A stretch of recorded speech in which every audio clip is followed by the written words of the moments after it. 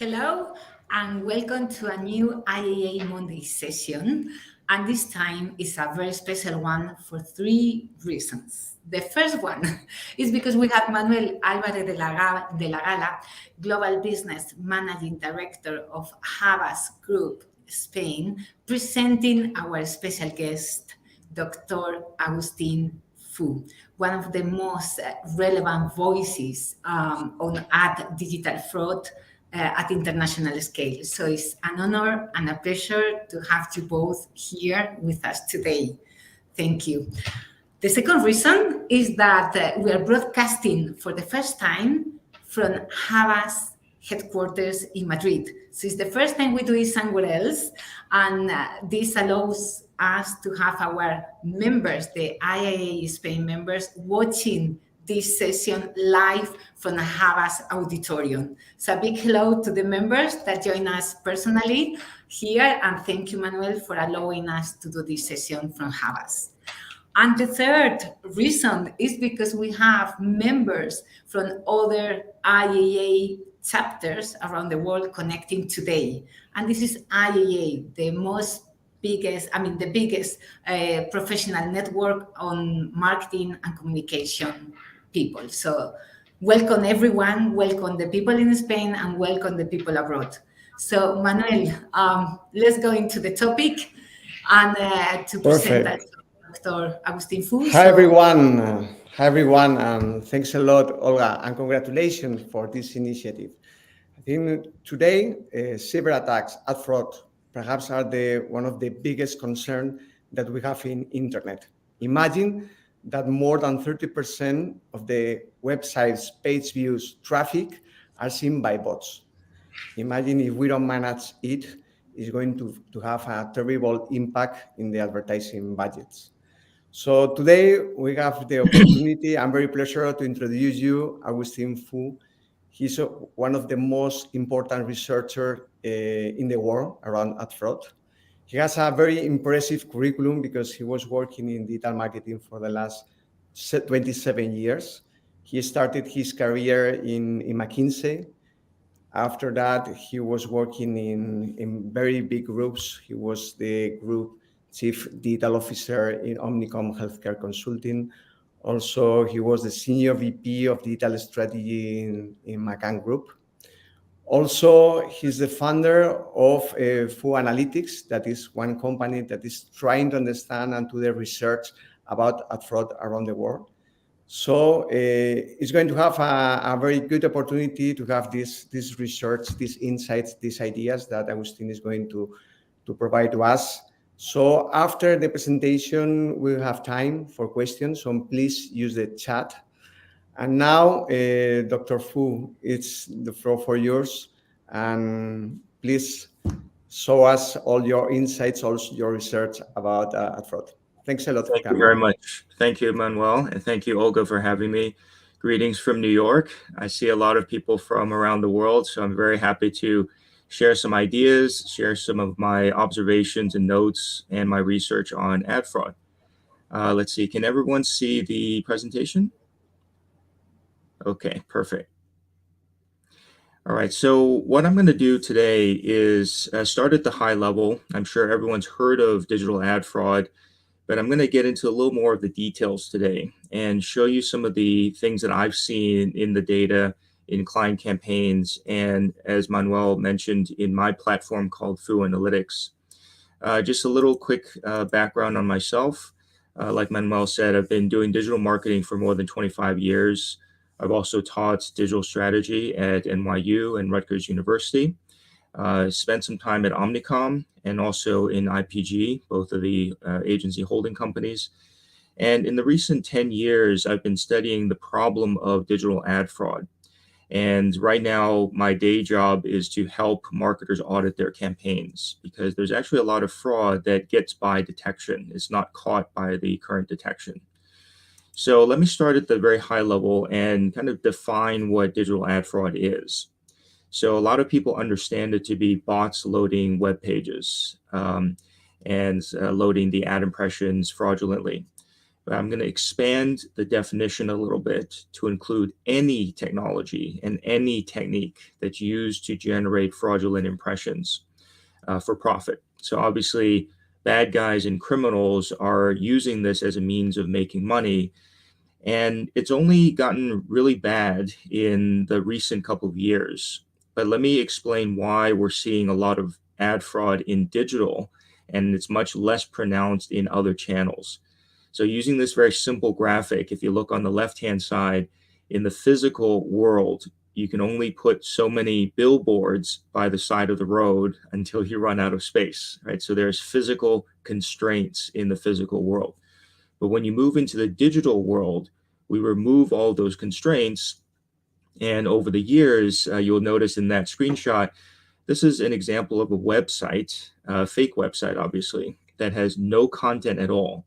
It has 10 different ads on it, right? So these websites are used solely for committing ad fraud. Okay? And it's gotten a lot worse in recent years. So what I'm going to focus on are the top two kinds of fraud. Impression fraud and click fraud. Even though there's obviously fraud in other areas like lead fraud and affiliate fraud. So for example, some of the fraudsters are creating entirely fake leads. In terms of dollars, those are much smaller dollar-wise compared to impressions and click fraud. The reason for that is a lot of the digital ad budgets are going to buy very large numbers of display ad impressions or video ad impressions sold on a CPM basis. And there's also search ads sold on a CPC basis. So between those two, impression fraud and click fraud, those account for greater than 90% of the dollars. So we're going to focus our attention on those top two. So the next logical question that a lot of you might be thinking is, how big is ad fraud? So let me give you some perspectives over the last 20 years. And like Olga said, feel free to type questions into the comment section. I'll keep an eye on that and try to address them as I'm going through. But we'll also have 10, 15 minutes at the end for a Q&A. So if you look back at the last 20 years or so, some of this data is taken from the IAB annual digital advertising report. So the blue line shows you the amount of dollars spent in digital dating all the way back to 2004. So over the years, what you've seen is a dramatic increase in ad spending in digital channels. Again, let me emphasize, I'm just going to use a US example because other regions of the world are a little bit less mature in terms of digital programmatic than the US. So I'm just going to use US as an example. So the blue line shows the dramatic increase in digital ad spending. But then you'll notice that the yellow and green lines are kind of horizontal. They've plateaued. The yellow and green lines represent US consumers' usage of the internet, social media, and mobile. And as you can see, both of those have plateaued, meaning they've maxed out. So something else is driving the dramatic increase in spend, right? And later on in this presentation, you'll kind of hear the hypothesis of what it is. It's not human activity, it's bot activity, right? Right now, I'm just marking it as unknown. Okay, so you'll see that it's dramatically increased in the last 10 years. And one of the main drivers of that is programmatic. So in the last 10 years, the advertisers are buying more and more from programmatic exchanges. They are buying less and less of the digital ads direct from publishers. So as they're buying and spending more of their dollars through programmatic exchanges, there's more opportunity for ad fraud. And there's a corresponding shift in what I've seen in terms of the botnets over the last 10 years. So if you just look at the time frame from 2010 to 2020, these are some of the famous botnets. They're so famous, they got names. And if you read from left to right, you'll notice that more and more of the botnets on the right-hand side are colored green, the color of money. So I'm color coding them green because these botnets are now used primarily for ad fraud. Previously, they were used for spam, for ransomware, for DDoS attacks. But in the past, distributed denial of service attacks would overwhelm websites with a tremendous amount of traffic, but it's not very lucrative. If you take that same traffic fire hose and point it on websites that carry ad tech, programmatic ad tech, it's far more lucrative because of ad fraud. So as you notice, more and more of the botnets are now being used to commit ad fraud at very large scale.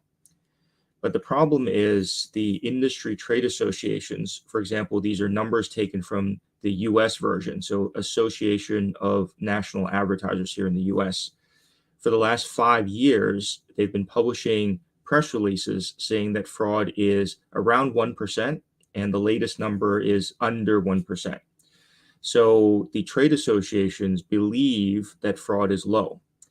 And the reason for that is they are citing numbers from existing fraud detection tech. So I realize it's a little bit small on your screen, but the yellow highlights show that 2 different fraud detection companies, one called Integral Ad Science and the other one called Double Verify, they are both reporting fraud in the 1% range. So Integral Ad Science says it's 1.4%, and then Double Verify says it's 1.5%. And they've kind of tracked that over the years. However, so this is an inset of one of the fraud reports. You can see on the right-hand side, everything is right around 1%. Okay, the problem is when you look more closely at those reports, there are some buckets called mobile in-app and other buckets called NA, right? So not applicable, where they're not showing which sites the ads went to or which apps the ads went to, but yet they are marking them as 99.992% fraud-free. Okay, so they're saying there's very, very little fraud. Now, one of the key problems that I've observed as a researcher is that the fraud detection tags are being stripped out by the bots. So imagine if you're a bot maker, you want to avoid getting caught, right? So you want to continue doing the fraud so you can keep making money. So you're going to do everything you can to avoid getting caught. So on the right-hand side, again, it's a little bit small to see, but it's a snippet of code that shows clearly how the bots are stripping out the fraud detection tags. So if those fraud detection technologies have no data, they cannot mark it as fraud, they cannot mark it as bots, or they cannot mark it as IVT or invalid traffic. That's one of the reasons they're reporting such low amounts of fraud. Okay. Now, the other thing that comes into play, again, I've been studying this for the last 10 years, is if you're only reporting on the bot traffic, you're going to be right around the 1% range. Okay, so you see on the left-hand side, the 1.5% is fake traffic coming to the website. But there are many other forms of fraud where it's unclear whether they are actually reporting on those forms of fraud. So let me just use a few examples in here. So in the middle, you'll see ad stacking, where they're stacking 50 ads or 100 ads or 200 ads in the same ad slot. That's what ad stacking is. There's also something called pixel stuffing, where they're sticking the entire ad in a 1-by-1 pixel, or they're taking an entire web page with 10 ads or 50 ads on it, and again, putting it in the 1-by-1 pixel. So that's called pixel stuffing. There's also forced redirects, there's mobile apps, there's many, many other forms of fraud that are not technically fake traffic going to websites. So in this example, just to illustrate, if you're only reporting on the bots going to web pages, it's about the 1%. But you might be missing out on the other 57%, right? The majority of the other forms of fraud are not reported. So that's one of the reasons why, if you're only looking at those fraud reports, you are significantly underestimating the amount of fraud. Now, some of the advertisers will already know something suspicious is going on. right? So if you just look at Google Analytics, right, you don't need any specialized tools. I'm sure you've noticed some things in your Google Analytics where you say, wow, it's greater than 90% bounce rate. Bounce rate just means the user came to the site and then they left right away without doing anything, right? So it's greater than 90% bounce rate, or the pages per session is 1, or the time on site is 1 second, right? So some of these things will already tell you that that traffic coming to your website is not valuable, even if you got a lot of clicks coming from your digital campaigns, right? So what you can tell in Google Analytics, your common sense will tell you that's not valuable. But now let's look at some of the data from Fou Analytics. We can actually see that the majority of the clicks from these 6 examples, right? We're looking at 6 different programmatic campaigns, and we're looking at the clicks arriving on the landing page because we have Fou Analytics, which is my detection platform, on the landing pages. So orange means bots, the ones that say their name, so they declare themselves as bots. Red means bad bots, and blue means humans. Okay, so there's very little blue in here, and you have to kind of squint to see it. So the blue is between 1% and 4%. And then the vast majority of the clicks coming from programmatic are from bots, right? So literally 96 to 99% of the clicks are coming from bots. So you might ask, how do you know they're bots? And let me show you an example here. If we look at some of the click locations, so what is the pixel location on the screen where the bots are clicking? You can clearly see these big circles. That means there's repeated clicks on the exact same XY coordinate on the screen. Okay, and then you'll see these are clicks that are clustered together. So common sense will tell you we can't get a whole bunch of humans to click on the same exact pixel location on screen repeatedly, but it's very easy for bots to do so. So if you take a look at this example, you'll see on the top, there's 2 examples of what are actually natural clicks from humans, right? So these are individual dots, and then there's a little bit of clustering of the clicks around where the site navigation is and where there are typically buttons or links, right? Because humans would actually have to click on a link or click on a button on the web page. Okay, so you'll see those clusters. And then the bottom left, you'll see 2 examples of mobile devices where the screen is in portrait orientation. You'll see the same phenomenon. So that's what real clicks look like. Whereas on the lower right-hand side in red, you'll see again the same phenomenon where there's much larger circles which tell you that there's repeated clicks on the exact same pixel location.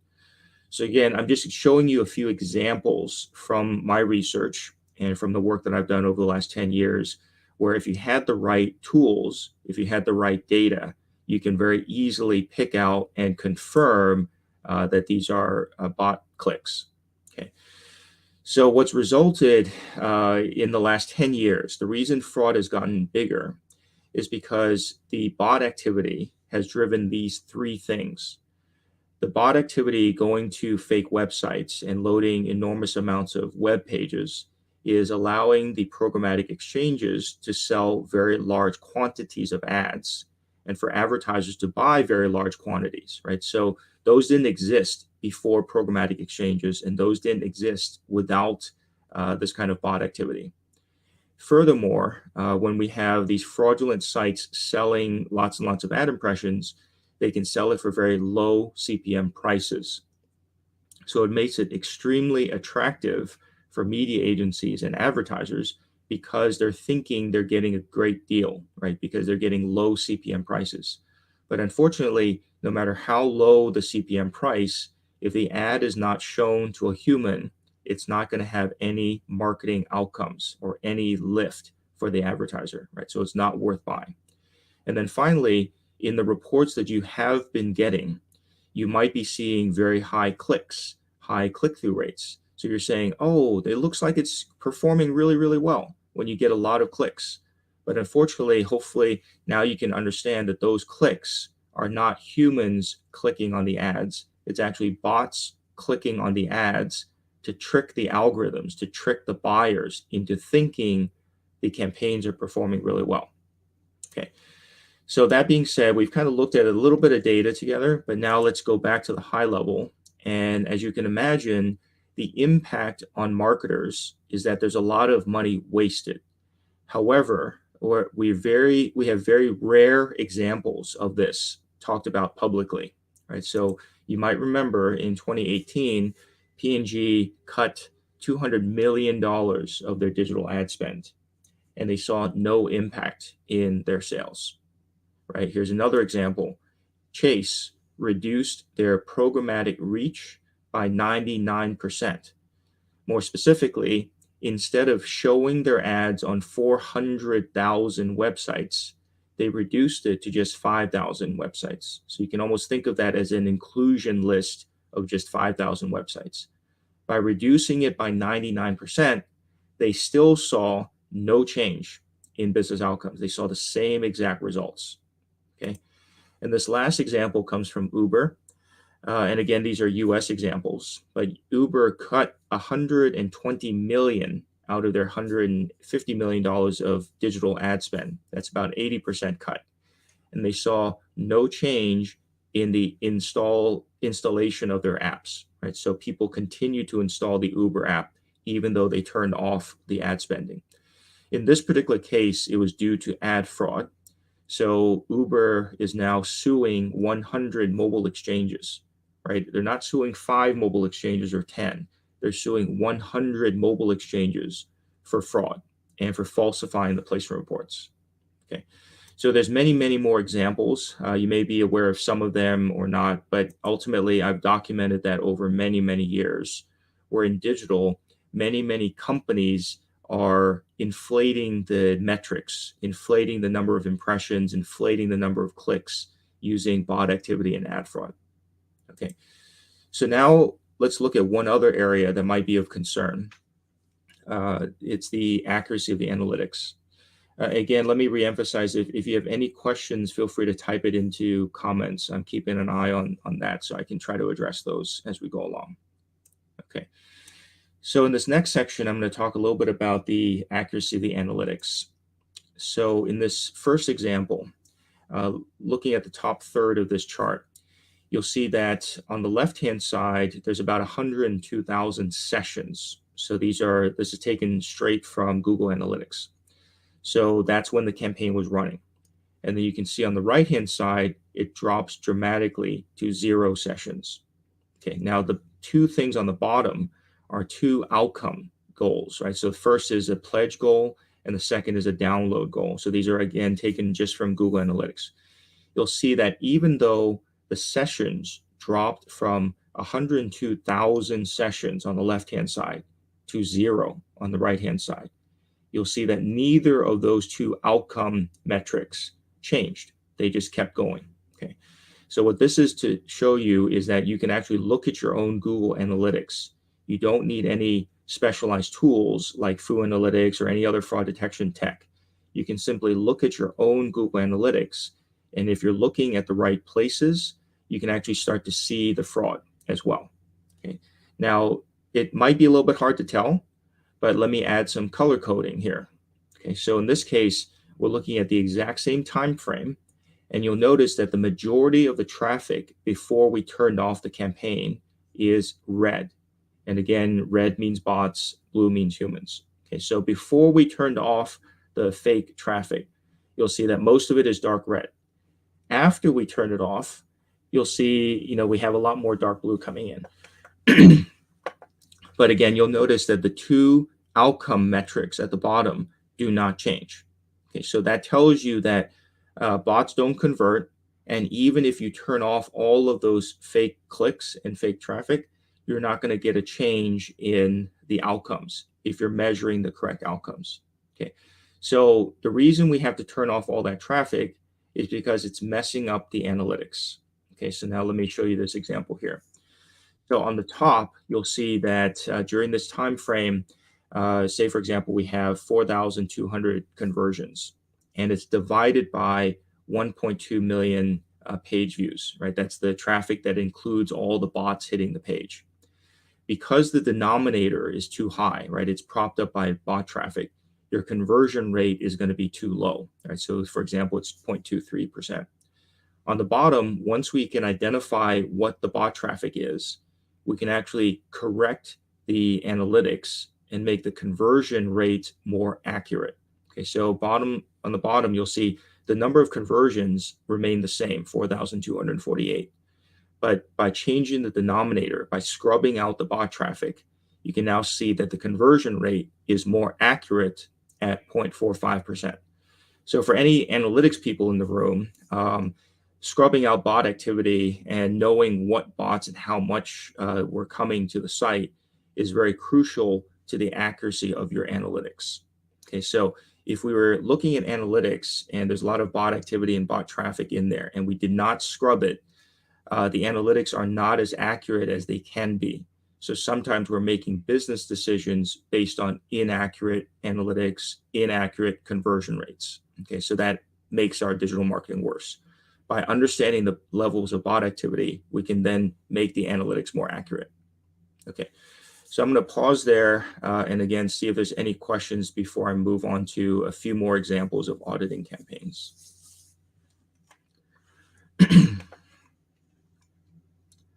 Okay, so I'll keep an eye on the comment section, see if there's anyone else that have questions, but I'm going to keep going. So the next example comes from looking at your DSP logs versus your ad server logs.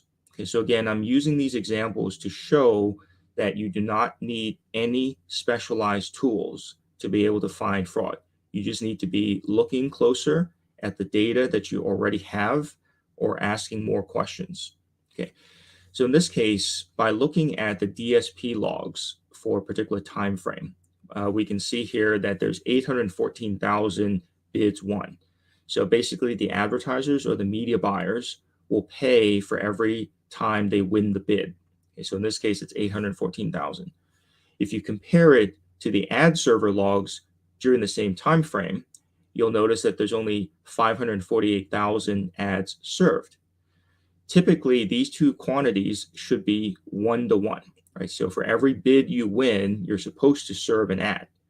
But in this case, there's a 33% drop off, right? So the advertiser, the media buyer, bought 814,000 ad impressions. They won 814,000 bids, but there's only 548,000 ads served.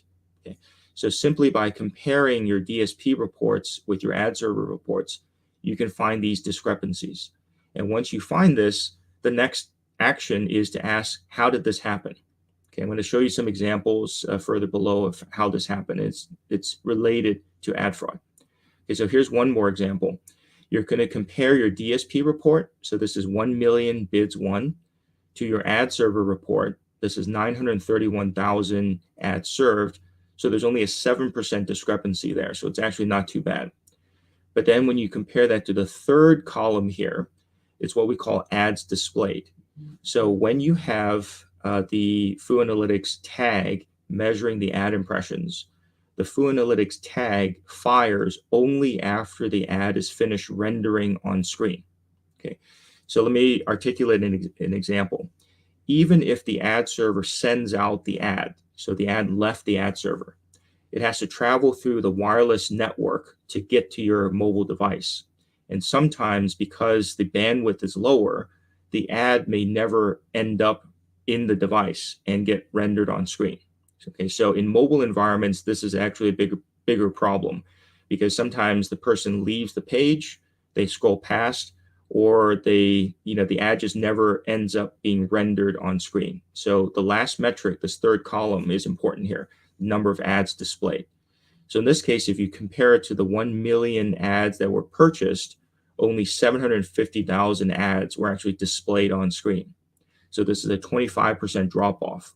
Okay, so again, to emphasize, this is data where you don't need specialized tools. Okay, so let me now show you where this discrepancy comes from. Okay, so in this case, you'll look down the column. If you get a domain level report, you can actually show that on a domain by domain basis, you can compare the number of bids won to the number of impressions served. And then as you read down that column, you'll see it gets redder and redder. And at the very bottom, you'll see a couple of examples where there's a 100% discrepancy. So for the bottom domains, the advertiser paid for hundreds of thousands of bids won, but very, very few ad impressions actually got served. Okay. So this is, again, an example of where you can analyze your own data and see the fraud, because the more fraudulent the site, the greater the discrepancies you'll notice. Okay. In this next example, what we're looking at in those three yellow boxes are when the ads were being served. Okay, so if you have hourly reporting, and you should ask for this from your DSPs, if you have hourly reporting, you'll actually start to see that in this example, a large portion of the ads are served between midnight and 4 a.m. So in those overnight hours, most humans are sleeping. Okay, but bots obviously don't have to sleep, so bots can continue to generate impressions. And if you look closely at these, you'll notice that the vast majority of the ads are used up between midnight and 2 a.m. So there's actually no ads left to be served during waking hours when humans are actually awake and going online. Okay, so again, looking a little bit more closely at the apps, the mobile apps where the ads are being served, you'll notice in this example, there's Cashman Casino, there's My Vegas, there's Lotto, several Lotto things in here. There's actually several crime apps in here as well. Okay, so these are examples of where the existing fraud detection companies are not necessarily reporting enough details to you so that you, the advertiser, can see that your ads are going to crime apps, casino apps, gambling apps. Okay, so this is the level of detail you should be expecting. So let me finish off this section with just a few more examples that should be pretty obvious. Okay, so I'm going to ask a question of the audience. If you look at the click locations, so these are all clicks on the ad, and in this case, I chose 4 examples. All of these ads are 300 by 250. So if you look at the click locations and they're all in green, what do you think the users are actually clicking on? Right. So if you look closely, you'll see all the clicks, or a lot of the clicks, are clustered in the upper right-hand corner of the ad. And as you know, that's where the X is. So in this case, by looking at the click locations, you can actually see that the users are trying to close the ad by clicking on the X on the upper right-hand corner. Okay, so again, this is the level of detail that you can see. These are charts taken from Fou Analytics. This is how we actually study whether the clicks are real or not. Okay, so as a contrasting example, here's some more examples of where we can see the clicks are spread out across the entire ad, the entire 300 by 250 ad. And then on the data below, you can actually see what was clicked. And in this case, the only clicks you should be counting are the ones that are on the click-through URL. Okay, so this says add click.doubleclick. Okay, and here's an example where we're looking at ads purchased on good publisher sites. And then when we see the clicks, we can actually see the color coding tells us it's blue. So these are human clicks. We can also see the source. So a lot of the human clicks are coming from real publisher sites, and also coming from real devices like iPhones, Android devices, and things like that. Okay, so when you have this kind of data, you can now start to compare the relative quality of media across different channels. Okay, so when you look at A, B, and C, these are 3 different paid display sources.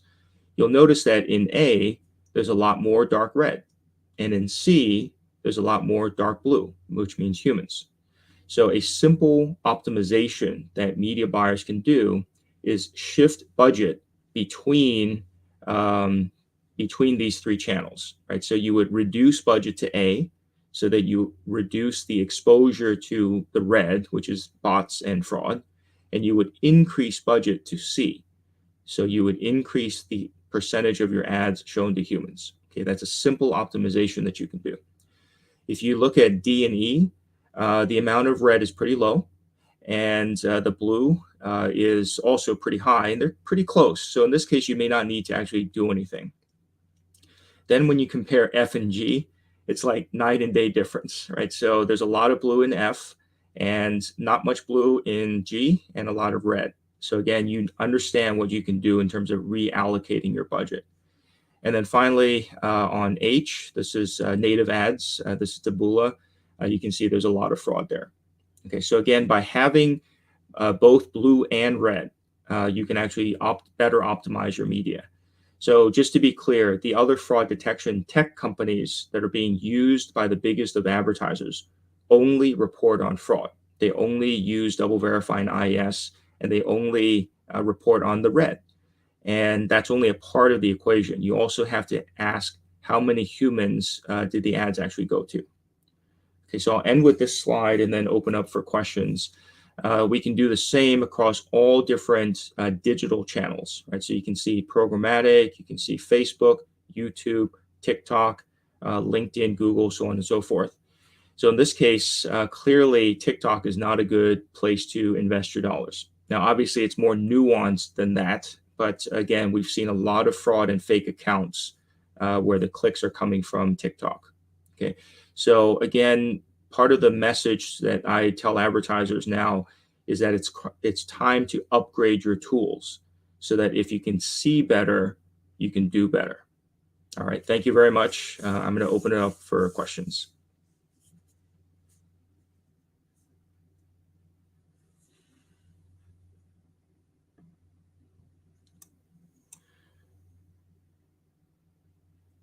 All right, I see a comment from Richard. Hey, Richard, how are you? That sometimes the agencies and maybe the networks are a little bit complacent. Yeah, I think one of the key messages is that there's a lot of like the exchanges, right? Ad exchanges. They make more money when there's larger volumes that pass through their exchanges. So even though you think they should be helpful in reducing the fraud, very often you can't rely on them to do that. So it really is up to the advertisers and the media agencies that serve them to look very closely at the fraud and take actions themselves. You can't rely on someone else to do that for you. Okay. Thanks a lot, Augustine. It's impressive the numbers that you were showing during the presentation. I would like to ask regarding the new artificial intelligence tools that are growing a lot, ChatGPT. Do you believe that it's going to have a big impact in the ad fraud space in terms of it's going to grow more and more and more because it's going to be more complicated to control this kind of tools? So what is your belief about this new system? So ChatGPT is very fun to use. I've tried it out a few times, and it's actually great at creating content that looks very real. So I think there will be more and more people that might use that to create artificial websites, right? So they can use that to generate an enormous amount of content, and then on those websites they can basically run ads to make money. So yes, you're right. It's very hard to tell that apart. And you'll see that there may be more people that use it to create disinformation, right? So I actually ran an experiment. I just said, write an article on COVID-19 and explain why masks are not useful. Okay. So, that's an example of where a whole article can be created in 3 seconds that is entirely disinformation, right? So there are going to be problems like this, and there are going to be new problems that we have never faced before. When more and more people are able to use something as simple as ChatGPT. But when it comes to ad fraud, I'm going to go back to common sense, because if you look at your own Google Analytics and you see 99% bounce rates or less than 1 second time on site, common sense should tell you there's something wrong with that, right? Even if you don't have definitive evidence that that's not valuable, right? You can say, okay, those visits are not really worth it. I've seen many attempts at using artificial intelligence or bots or algorithms to try to detect fraud. But in essence, it's going to be an arms race, because the bad guys have their own bots, right? Those are algorithms and software. And then you're now using algorithms and software to detect the algorithms and software, right? So very often the bad guys have the advantage, right? Because they don't play by the rules. They can innovate their tech very quickly. And then one example I like to talk about is some of the standards, right? So for example, MRC has said, what constitutes a viewable ad? The standard says if 50% of the pixels are in view for 1 second or more, that constitutes a viewable impression. So what do you think the bad guys do? They basically program their bots to meet that standard exactly, right? So it's 50% of the pixels in view for exactly 1 second. So right after the 1 second, they're going to refresh the ad and load some more ads because it technically meets the viewability standard. So using layman's terms, it's like the bad guys have goalposts to shoot for, right? So they know exactly how to tune their bots. But the good guys are always playing catch up, right? Because we don't actually know how the bad guys are creating the fraud. So we have to discover them. And very often it's really when the bad guys mess up, then we say, oh, well, this is so obvious. This is clearly a bot, right? Other times when they're disguising their bots well, it's very hard for researchers like myself to see. So it's taken a very long time, and it's taken a lot of vigilance to find it. But again, you're right. It's opening up new frontiers that we had never seen before. But ultimately, if we use AI and chat to find the bots, it's going to be AI versus AI. So I think the good guys are going to be still at a disadvantage. So it's going to be challenging. Thanks a lot. I think that we have more questions. Yes. Yeah. So yeah, that's great. I mean, some of the stuff that AdWatch does, I like what they're doing, and I think if I might just generalize a little bit more and more advertisers should move to an inclusion list approach as quickly as possible.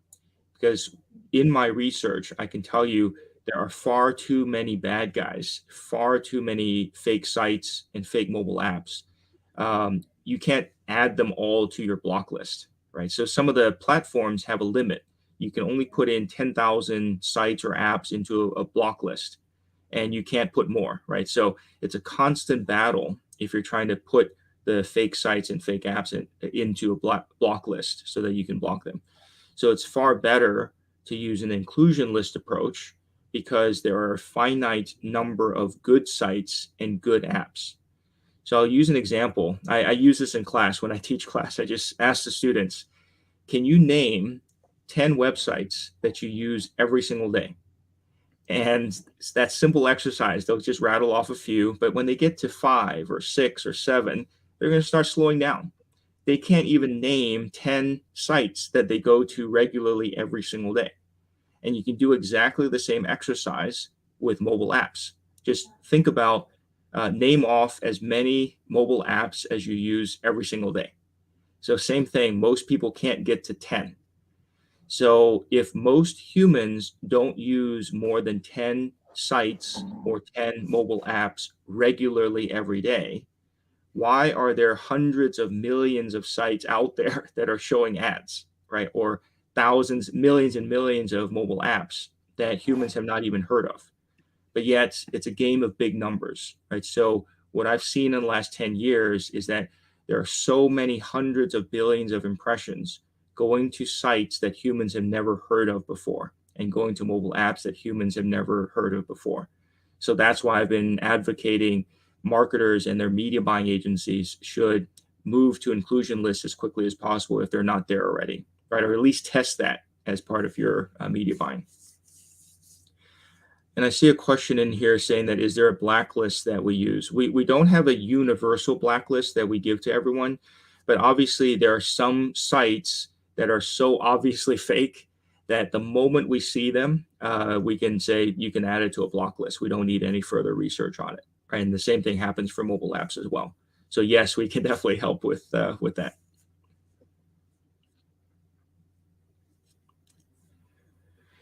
Yeah, so let me spend a minute on telling you about Fou Analytics. So when I left Omnicom in 2012, I was still serving a lot of pharmaceutical clients. And when we looked at some of their campaigns, we were seeing 100% click-through rates. Okay, so humans click on ads, but obviously 100% click-through rates are just not realistic. Okay, so when I asked, how is that possible? No one else really could tell me a straight answer, or they didn't know. So that's when I started building my own tools because I didn't trust anyone else's tech, and I didn't trust anyone else's data. And as a point of reference, in the Uber lawsuit, most of those mobile exchanges were basically falsifying the log level data, right? In some cases, they were fabricating. They didn't even run any ads. They just made up the data. Okay. So that's why I don't trust anyone else's data. And in fact, in 2016, Uber approached me to say, can you help us analyze 5 terabytes of data? I said, I can, but I'm not going to, because I don't know who touched the data.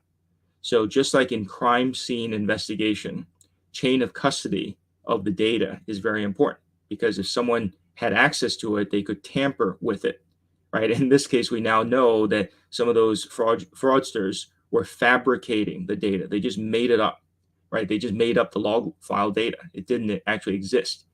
So in that case, that's why I turned down the Uber example. I could not guarantee that the data was original and was not tampered with. Okay, so fast forward to 2023, Fou Analytics is a platform that I've been working on for 10 years.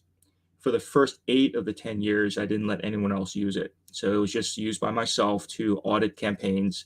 And I would basically screenshot from it and then deliver the consulting through PowerPoint, kind of like some of the slides that you saw today.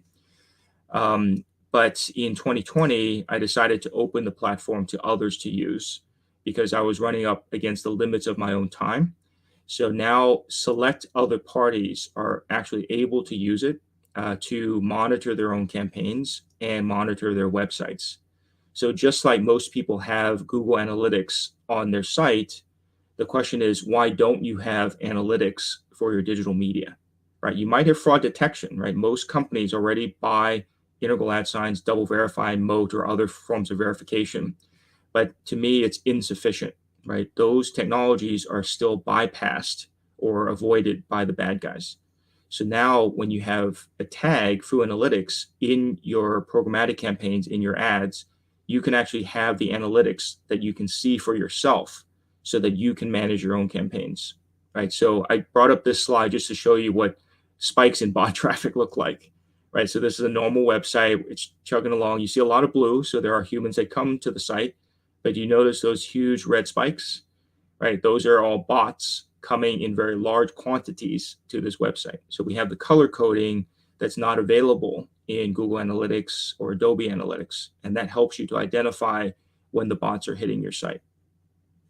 So that's kind of the anti-fraud tool. It's now open to anyone to use.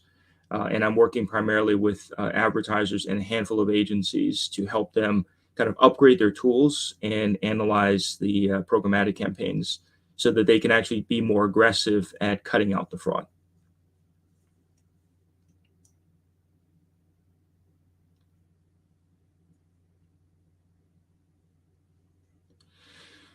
Yeah, so I think I'll be working with some agencies to run some tests. So like I offer to all of my clients, I always do a no-cost pilot. So if any advertiser or media agency wants to run a test with Fou Analytics, they're welcome to do that. So you can put the tag in your campaigns just by copy and paste, and you can run it for up to a month or up to 100 million impressions. And the point is, I'll show you the data and try to explain to you what I'm seeing in the data. So anyone can try it. And I usually leave Fou Analytics free for small and medium businesses. So just send me an email afterwards. I'll be happy to set up an account for you.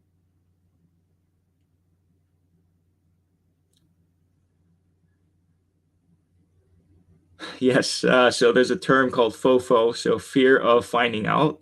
Yes, there's a lot of that going on. I'll tell you, over the last 10 years, it's been very difficult to get this message across, because everyone was buying lots and lots of digital ads very happily, right? So the new thing was programmatic. Oh yeah, let's do more programmatic. We're getting really cheap CPMs, so let's go buy more.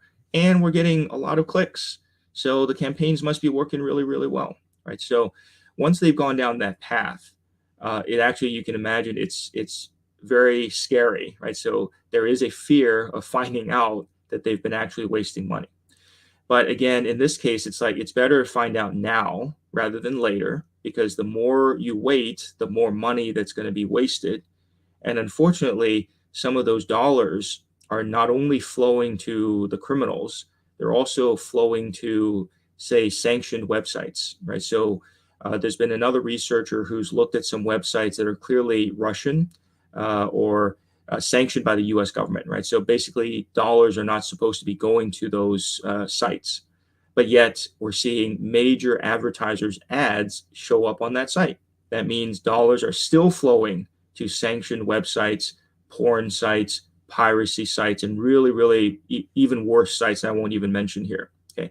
So if you're not looking very closely at where your dollars are flowing or where your ads are going, there's a chance that you're funding disinformation, you're funding hate speech, you're funding some really, really bad stuff that you don't want to be funding or allowing your dollars to go to. So it really means that advertisers and the media buyers have to be more vigilant.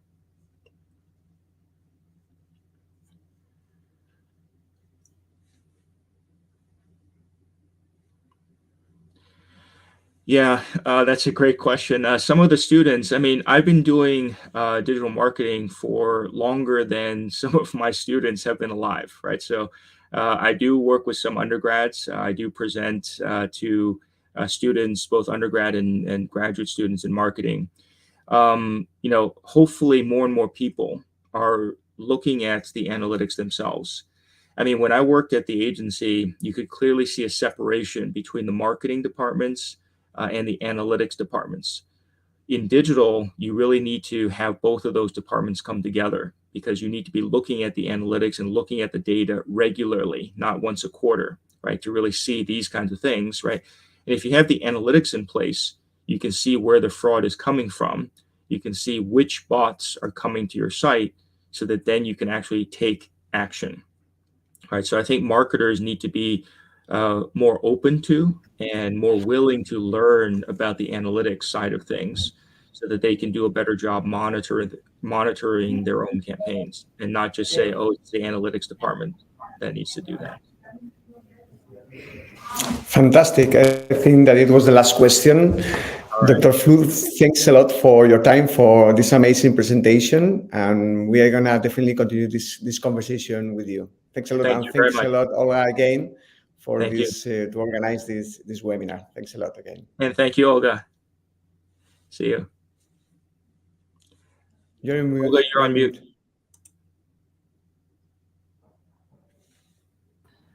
Sorry. Thank you both. And I mean, IAA Spain is here for you for any time you want to connect and keep teaching us about this amazing world and this that evaluates every day. So I'm happy to host you. Thank you. In the future. Thank you very much. Thank you, Manuel. Thanks a lot. All right. Have a good day. Talk to you soon. Bye-bye. Bye-bye. Bye, everyone.